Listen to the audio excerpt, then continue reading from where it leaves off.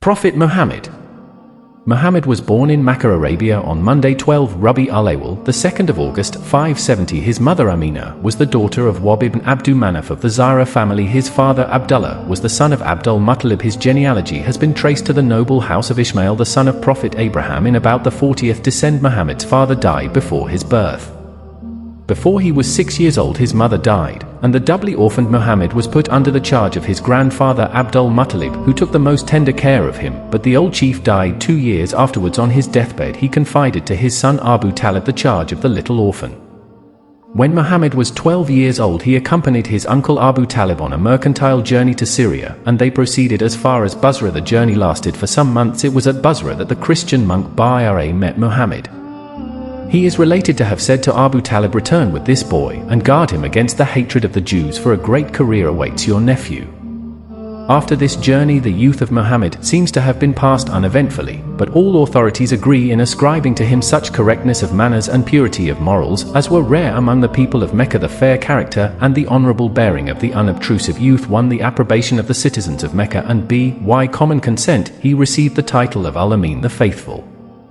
In his early years, Muhammad was not free from the cares of life. He had to watch the flocks of his uncle, who, like the rest of the Bani Hashim, had lost the greater part of his wealth.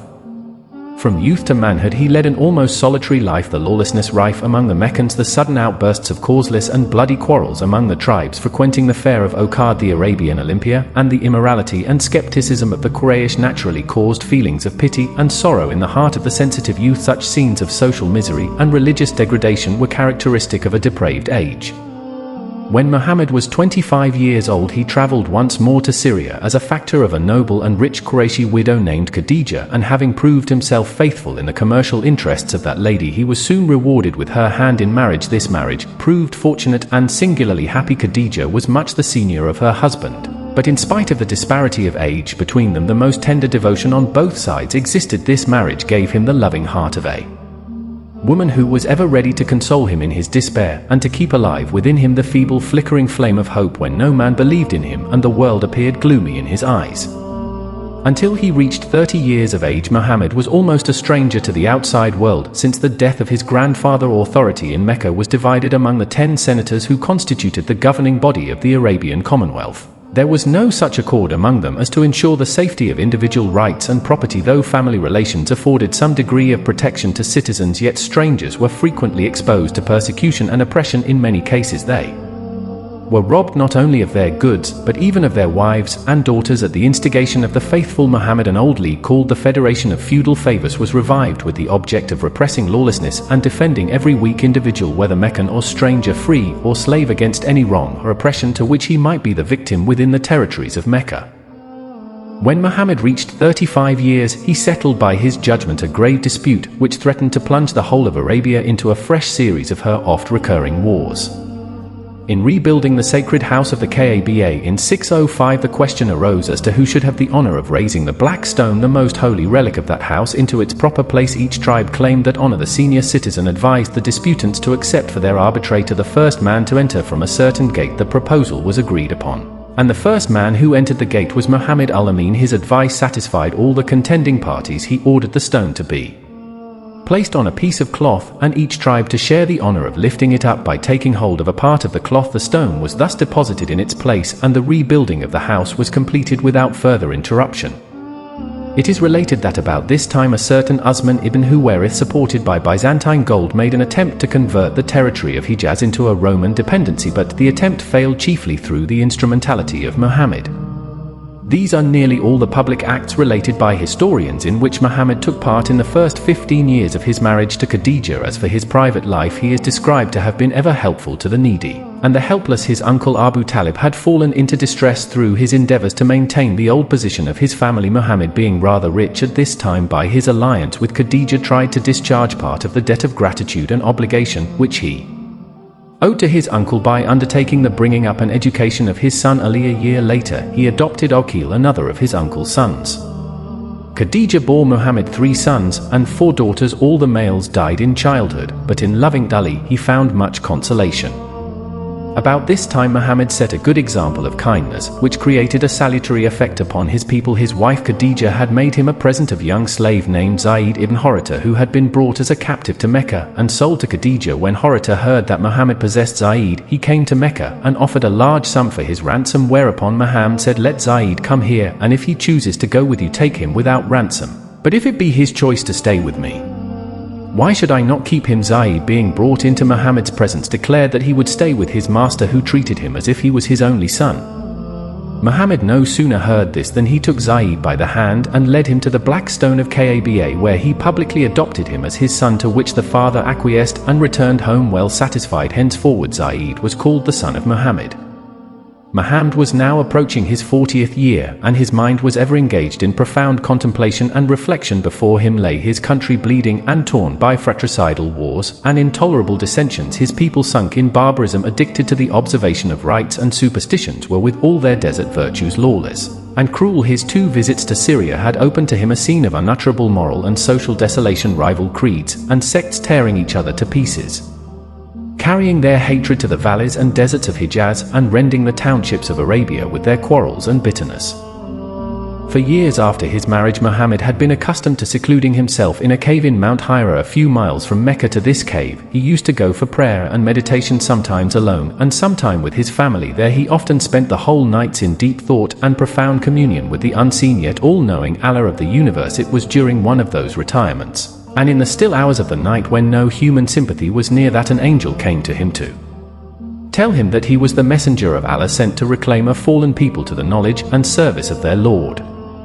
Renowned compilers of authentic traditions of Islam agree on the following account of the first revelations received by the Prophet. Muhammad would seclude himself in the cave of Mount Hira and worship 3 days and nights. He would, whenever he wished, return to his family at Mecca and then go back again, taking with him the necessities of life.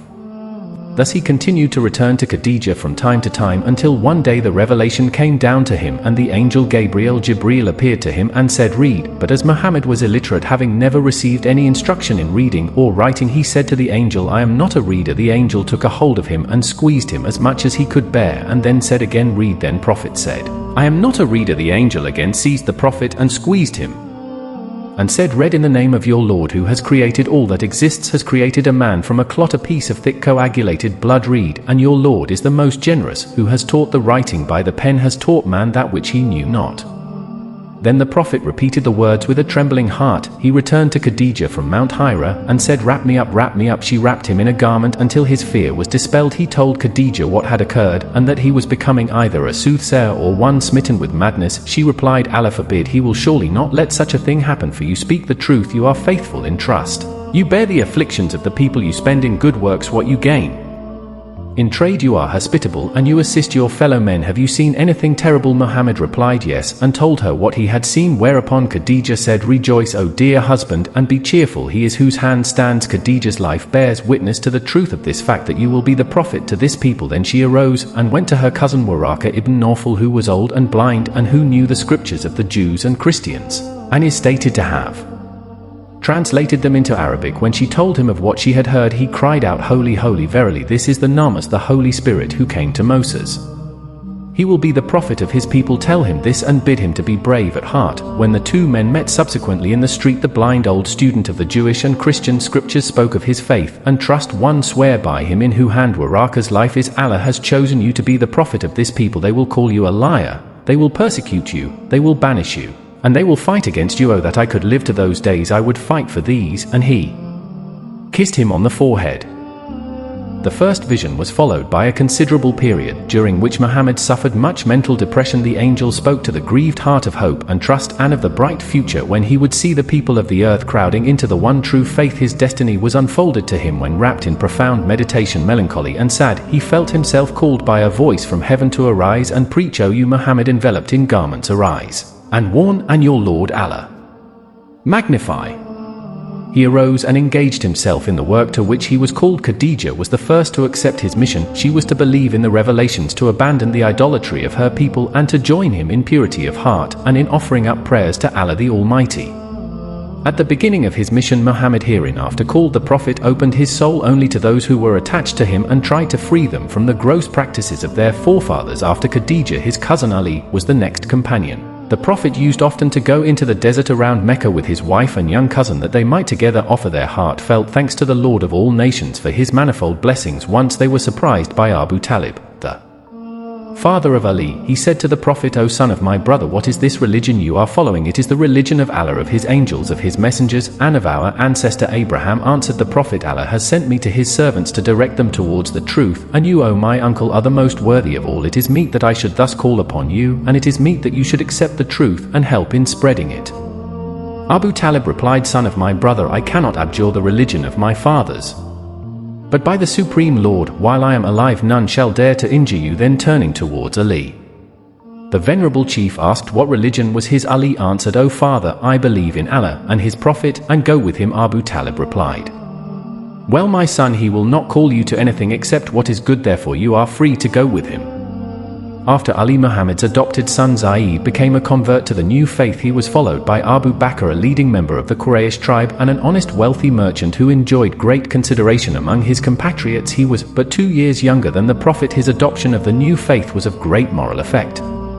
Soon after, 5 notables presented themselves before the Prophet and accepted Islam. Several converts also came from lower classes of the Arabs to adopt the new religion. For 3 weary long years the Prophet labored very quietly to deliver his people from the worship of idols. Polytheism was deeply rooted among the people. It offered attractions which the new faith in its purity did not possess. The Quraysh had personal material interests in the old worship, and their prestige was dependent upon its maintenance. The Prophet had to contend with the idolatrous worship of its followers and to oppose the ruling oligarchy, which governed its destinies. After 3 years of constant but quiet struggle, only 30 followers were secured. An important change now occurred in the relations of the Prophet with the citizens of Mecca. His compatriots had begun to doubt his sanity, thinking him crazy or possessed by an evil spirit. Hitherto he preached quietly and unobtrusively. He now decided to appeal publicly to the Meccans, requesting them to abandon their idolatry. For this he arranged a gathering on a neighboring hill and there spoke to them of their folly in the sight of Allah in worshipping pieces of stone, which they called their gods. He invited them to abandon their old impious worship and adopt the faith of love, truth, and purity. He warned them of the fate that had overtaken past races who had not heeded the preaching of former prophets, but the gathering departed without listening to the warning given them by the Prophet. Having thus failed to induce his fellow citizens to listen to him, he turned his attention to the strangers arriving in the city on commerce or pilgrimage.